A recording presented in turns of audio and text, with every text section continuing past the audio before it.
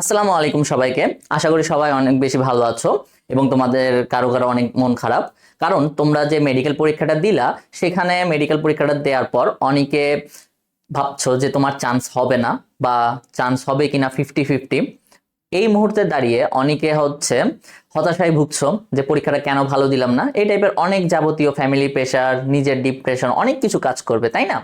কিন্তু তোমার এই মুহূর্তের দ্বারাই আসলে করণীয়টা কি সেটা নিয়ে আজকে আমরা কথা বলবো। যে তোমার হয়তোবা যদি মিস যায় মেডিকেল, আমি চাই না যে তোমাদের কারো মিস যাক, কিন্তু মাত্র 4000 সিট কারো কারো মিস যাবে, এটাই স্বাভাবিক।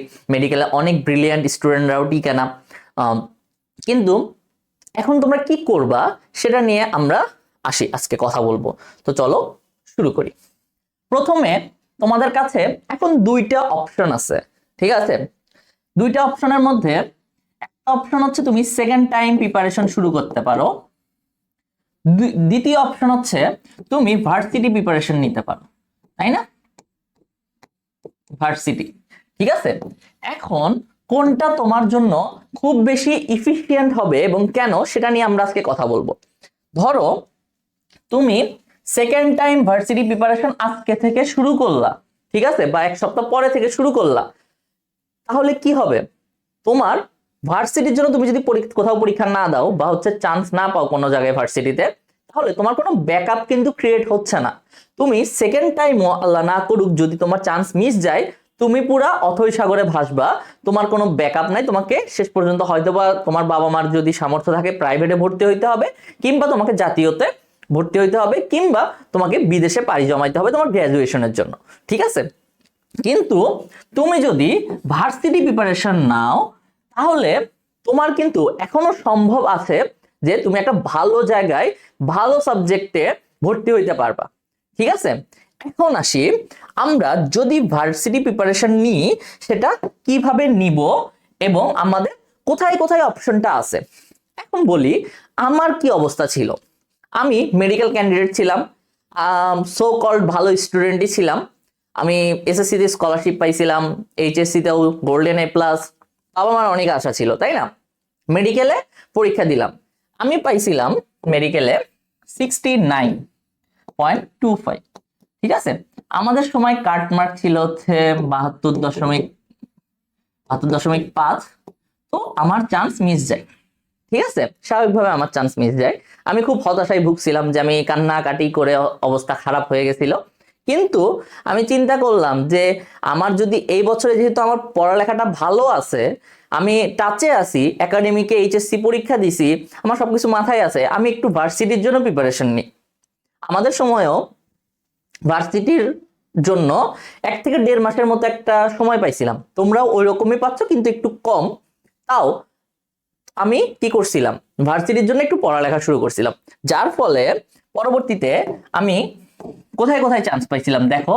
ডিইউ আমার হয়েছিল, জিএসটি হয়েছিল, তারপরে এগ্রিকালচারে আমি চান্স পাইছিলাম, এবং অনেকের কাছে এটা স্বপ্নও থাকে যে বি বঙ্গবন্ধু শেখ মুজিবুর রহমান এয়ারোস্পেস যে ইঞ্জিনিয়ারিং আছে, ঠিক আছে, এয়ারোস্পেস ইঞ্জিনিয়ারিং যেটা আছে, এয়ারোস্পেস ইঞ্জিনিয়ারিং, আমি মেডিকেল অ্যাসপিরেন্ট হয়েও এই দেখো এই 4টা জায়গায় আমার চান্স হয়েছিল। জিএসটি তে আমি সাস্টে পাইছিলাম, ঠিক আছে, আমার সাস্টে চান্স হয়েছিল। এগ্রিতে আমার এগ্রিকালচার ইঞ্জিনিয়ারিং আসছিল, খুলনা এগ্রিকালচার, ঠিক আছে। তো দেখো আমি মেডিকেল ক্যান্ডিডেট হয়েও কিন্তু চান্স পাইছি। তো দেখো মেডিকেল ক্যান্ডিডেট হয়েও তুমি যদি ভালোভাবে এই কয়টা দিন ইউটিলাইজ করো, তুমি আমার থেকেও আরো ভালো ভালো জায়গায় পড়তে পারবা। যেমন আমার ড্রিম ছিল হয়তো বা ডিউতে আমি ফার্মাসি বা মাইক্রোবায়োলজি নিয়ে পড়বো, কিন্তু আমি ফিজিক্স নিয়ে পড়তেছি। তোমারও কিন্তু তুমি আমার একটা ব্যাকআপ তো ক্রিয়েট হয়ে গেছে, তাই না? তো তোমার কাছে এখন কি কি অপশন আছে, এইবার কিন্তু তোমার জন্য অপশন আরো বেড়ে গেছে। যেমন সাস্ট আলাদা হয়ে গেছে, তোমার জন্য ডিইউ আছে, তোমার জন্য জেইউ আছে, তোমার জন্য জিএসটি অপেক্ষা করছে, জেইউতে তোমার জন্য এ ইউনিট আছে। অনেকে যারা মেডিকেল অ্যাসপিরেন্ট ছিল তাদের জন্য ডি ইউনিট, এতেও তারা দিতে পারো যেহেতু সায়েন্সের। তোমার জন্য এগ্রিকালচার আছে, তোমার জন্য সাস্ট আছে, ঠিক আছে। দেখো তার সাথে আরো কিন্তু আছে, আরইউ আছে, আরইউ অনেক ভালো ইউনিভার্সিটি, সিইউ আছে, এটাও ভালো ইউনিভার্সিটি। তাহলে দেখো তোমার জন্য এখনো অনেকগুলা দরজা কিন্তু খোলা আছে। যেমন তুমি যদি সেকেন্ড টাইমে যাও, তোমার জন্য জাস্ট খোলা থাকবে কোনগুলা, তোমার জন্য তুমি শুধু জাস্ট জিএসটি দিতে পারবা, এগ্রি দিতে পারবা, ঠিক আছে। তাও অনেক ক্ষেত্রে মনে হয় আর ইউতেও সাপোর্ট করে সেকেন্ড টাইমার, সিইউতেও মনে হয় করে, ঠিক আছে। তোমার কিন্তু কয়েকটা জায়গায় অপশন কমে যাচ্ছে। আর তুমি যেহেতু সেকেন্ড টাইমে কি মেডিকেলটাতেই টার্গেট করবা, এগুলোর প্রিপারেশন তোমার এখন যতটা আছে সদ্য এইচএসসি দেওয়ার পরে পরবর্তীতে কিন্তু কি হয়ে যাবে, আরো কমে যাবে, ঠিক আছে। তখন এখনই তুমি যেহেতু ফ্লোতে আসো, পড়ালেখার মধ্যে আসো, তুমি ভার্সিটি প্রিপারেশনটা তোমার জন্য বেস্ট অপশন হবে। এখন আসি তুমি কিভাবে প্রস্তুতিটা শুরু করবা।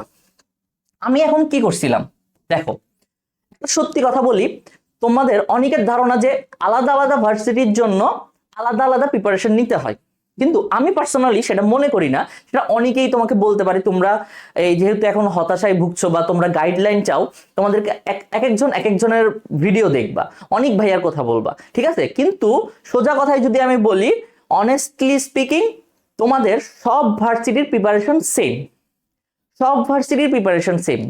একটা জিনিস আমি তোমাদেরকে বলি, তোমাদেরকে মাথায় রাখতে হবে সব ভার্সিটির প্রিপারেশন একদম সেম।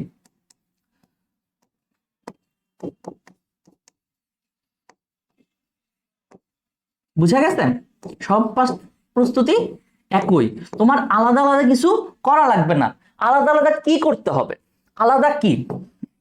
আলাদা হচ্ছে তোমার প্রশ্ন ব্যাংক অ্যানালাইসিস, ঠিক আছে। আলাদা হচ্ছে কিউ ব্যাংক অ্যানালাইসিস, এই বিষয়টা শুধু আলাদা, ঠিক আছে। তোমার কোয়েশ্চেন জিনিসগুলা, যেটা তোমার কোর, যে জিনিসগুলো তোমার জানাই লাগবে ভার্সিটির জন্য, সেগুলো সব ভার্সিটিতেই same, topic same, type same. হ্যাঁ, একটা জিনিস আলাদা, সেটা হচ্ছে ডিইউতে ধরো যে ভেক্টরের মধ্যে ডট গুণ এবং ক্রস গুণ থেকে বেশি প্রশ্ন আসে, কিন্তু আর ইউতে গেলে কোনটার থেকে বেশি আসে, ধরো যে ওখানে ক্ষেত্রফল বা একক ভেক্টর থেকে বেশি আসে। টপিকের ডাইভার্সিটি আছে, কিন্তু তুমি ভার্সিটির যখন প্রিপারেশন শুরু করবা, তখন তোমাকে ভেক্টরের একক ভেক্টরও পড়তে হবে, ডট গুণও পড়তে হবে। কিন্তু তুমি যখন ডিউর পরীক্ষা দিতে যাবা, তুমি সবগুলো তো পড়বাই, তার সাথে ডট গুণ, ক্রস গুণ এগুলো ভালোভাবে পড়বা। আর ইউতে পরীক্ষা দিতে যাওয়ার সময় সবগুলো পড়ার সাথে সাথে একক ভেক্টরটা ভালোভাবে পড়বা। তোমার প্রিপারেশন স্ট্র্যাটেজি হচ্ছে এইরকম, ঠিক আছে। কোশ্চেন ব্যাংক অ্যানালাইসিস এই জন্য হচ্ছে ইম্পর্টেন্ট, বাট তোমার প্রিপারেশন কোনো আলাদা নাই। তুমি দেখবা, তুমি যদি এখন কোনো একটা প্ল্যাটফর্মের জিএসটি কোর্সে ভর্তি হও, ডিইউ কোর্সে ভর্তি হও, তুমি হচ্ছে এগ্রিকালচার কোর্সে ভর্তি হও, তুমি তিনটা কোর্সেই সব ভাইয়া সেম জিনিসই পড়ায়, কোনো আলাদা কিছু পড়ায় না। হ্যাঁ, আলাদা কি আসে, জাস্ট কোয়েশ্চেন গুলো আসে, এই তো কোয়েশ্চেন ব্যাংকটা আসে আলাদা, আর কিছু আলাদা না। এখনো তোমার কাছে অনেক সময় আছে, বিশ্বাস করো। আমি এই স্ট্র্যাটেজিতে আগাইছিলাম যে ভাই, আমার আলাদা আলাদা কোনো প্রিপারেশন নেওয়ার দরকার নাই, আমি একটাই প্রিপারেশন নিব, ভালোভাবে প্রিপারেশন নিব, যে আমার একটা প্রিপারেশন দিয়ে আমার সব ভার্সিটি যাতে কভার হয়। দেখো, আমি 4টা জায়গায় চান্স পাইছি না, আমি কিন্তু একই প্রিপারেশন নিছি। আমি কি ডিউর জন্য আলাদা প্রিপারেশন নিছি? আমি কি জিইউর জন্য আলাদা প্রিপারেশন নিছি? না, আমি হচ্ছে একটাই প্রিপারেশন নিছি। তো আমিও সাজেস্ট করব যে তোমরা যারা আমার পরামর্শ শুনবা, তারা আশা করি উপকৃত হবা। এখন এই একটা প্রিপারেশনটা কিভাবে নেওয়া যায়, ঠিক আছে, তোমরা এখন ভার্সিটির জন্য কিভাবে প্রিপারেশনটা আগাবা, সেটা ধরো, সেটা আমি তোমাদেরকে একটু বলি। ফার্স্ট অফ অল, তোমাদেরকে কি করতে হবে? এক নম্বরে যেটা করতে হবে, তোমাদের ফোকাস থাকতে হবে। আমি যা বলি সেইভাবে তুমি একটা চ্যাপ্টার পড়বা, দেখো তোমার পড়া হয় কিনা, তুমি পরীক্ষায় ভালো করো কিনা। নাম্বার ওয়ান, তুমি যদি ম্যাথ এবং ফিজিক্সের দিকে আসো, দেখবা তুমি ম্যাথ এবং ফিজিক্সের জন্য অবশ্যই তোমাকে, আমি আগে ম্যাথ এবং ফিজিক্সেরটা বলি, ঠিক আছে। ম্যাথ, কারণ হচ্ছে এটাই হচ্ছে তোমাদের জন্য আলাদা, যারা মেডিকেল অ্যাসপিরেন্ট আছে, ঠিক আছে। ম্যাথ এবং ফিজিক্স, এটার জন্য তুমি এখন কি করবা? এটার জন্য তোমার এখন ফার্স্ট দায়িত্ব হচ্ছে উদ্ভাসের মাস্টার কিউবেন যেটা আছে সেটা কালেক্ট করা। সেটা এই বছরেরটা হোক বা আগের বছরেরটা হোক, ডাজেন্ট ম্যাটার, উদ্ভাসের মাস্টার কিউবেন যেটা আছে সেটা কালেক্ট করা, ঠিক আছে। সাপোজ তুমি এখন ভেক্টর পড়বা, মানে একটা চ্যাপ্টার তুমি কিভাবে পড়বা আমি সেটা এই ভিডিওতে তোমাকে বলে দিচ্ছি। ফার্স্ট অফ অল, তুমি এই বইটা কালেক্ট করবা। এই বইয়ে তুমি ভেক্টর চ্যাপ্টারটা খুলবা। ভেক্টর চ্যাপ্টারের টাইপ ওয়াইজ দেখবা যে 10টা টাইপ আছে। তুমি ওই 10টা টাইপ, প্রথমে একটা টাইপ আছে, ওই টাইপের ম্যাথ গুলা দেখবা, কনসেপ্টটা দেখবা, বুঝার চেষ্টা করবা, ওখানে 4-5টা ম্যাথ আছে দেখবা, ওই ম্যাথ গুলা করবা। দেন নেক্সট টাইপে আসবা, এরকম করে পুরো চ্যাপ্টারটা কিউবেন থেকে শেষ করবা। তারপরে কি করবা? তারপরে তুমি যাবা অ্যাসপেক্ট বা হচ্ছে জয়কলিতে, ঠিক আছে, যে কোনো একটা বই নিবা যেগুলোতে হচ্ছে সাবজেক্ট ওয়াইজ আলাদা বইগুলো আমি প্রেফার করি। তোমার জাস্ট আগের বছরের কোশ্চেন আছে এরকম কিউ ব্যাংক না, সাবজেক্ট ওয়াইজ যেগুলো আছে সেই টপিকগুলা, ঠিক আছে, সরি সেই বইগুলা। এখন তুমি এটাতে সবগুলো টাইপ জানলা, কিছু কোয়েশ্চেন প্র্যাকটিস করলাম, ওখানে হচ্ছে কোয়েশ্চেনটা কম আছে, কিন্তু তুমি যখন জয়গুলি এবং বা হচ্ছে এক্সপেক্ট এই দুইটার একটাতে নিবা দেখবা যে অনেক প্রশ্ন, এবং এখানেও কি টাইপ ওয়াইজ আলাদা করা আছে। এখন তুমি কি করবা, এখানে টাইপ ওয়াইজ প্র্যাকটিস করা শুরু করবা, এখানেও টাইপ ওয়াইজ প্র্যাকটিস করা শুরু করবা। এখানে কি করলা তুমি, এখানে তুমি তোমার বেসিক জানলা, টাইপ শিখা, কিউ ব্যাংকটা হচ্ছে টাইপ বুঝা এবং শিখার জন্য, ঠিক আছে, টাইপ বুঝা, এখানে হচ্ছে টাইপ ওয়াইজ প্র্যাকটিস করবা তুমি এই জায়গাটাতে, ঠিক আছে। এখন তুমি যখন এক্সপেক্টে আসবা দেখবা যে এখানে কিছু টাইপ হচ্ছে মিস আছে, মানে হচ্ছে এখানের থেকে একটু বেশি টাইপ তুমি এক্সপেক্টে পাবা বা জয়কলিতে পাবা, তুমি ওই টাইপগুলো একটু শিখে ফেলো, ঠিক আছে। এইটা তো ধরো যে তোমার কিউ ব্যাংকটা তুমি যদি ভালোভাবে করো তোমার লাগবে হচ্ছে, ধরো যে আমি একটা চ্যাপ্টারের জন্য তোমার এখানে 4 ঘন্টা লাগার কথা না, তাও 4 থেকে 5 ঘন্টা লাগবে, ঠিক আছে। তারপরে তুমি একটা দিন সকালে শুরু করলা, নামাজের পর শুরু করলা, তুমি দুপুরের মধ্যে তোমার এই কিউ ব্যাংকের মাস্টারের এই জিনিসটা শেষ করবা, যারা তাড়াতাড়ি করবে তাহলে তো আরো ভালোভাবে এটা শেষ করবা। তারপরে তুমি এক্সপেক্টে যখন আসবা তুমি টাইপ ওয়াইজ 3-4 ঘন্টা শুধু প্র্যাকটিস করবা, কি করবা, শুধু ওই চ্যাপ্টারটা তুমি প্র্যাকটিস করো, খালি এমসিকিউ দাগাবা, ঠিক আছে, তুমি এমসিকিউ হাতে করবা।